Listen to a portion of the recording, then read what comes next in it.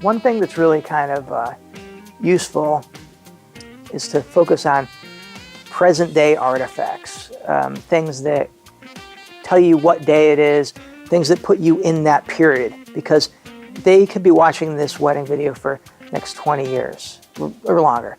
So dates on newspapers, just the newspaper headlines, television, anything that kind of puts you in that time space.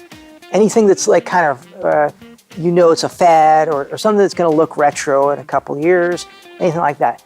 Great thing is like and if you are going to shoot something, make it specific things. Like if you're going to do an iPhone, everybody knows what an iPhone is. But what kind of apps are they using? Focus on those apps. Like what's current now, because that's something next year it's not going to be current, but they're going to remember. It's going to jog memories. That's going to be nostalgic. It's I think one of the benefits of video.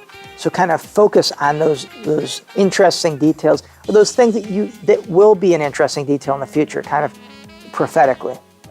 So there's all those type of things that anything that can kind of place you in that time period would be good. And there's just so much thing. You really have to think about those and become aware of those things, because they will be interesting in the future.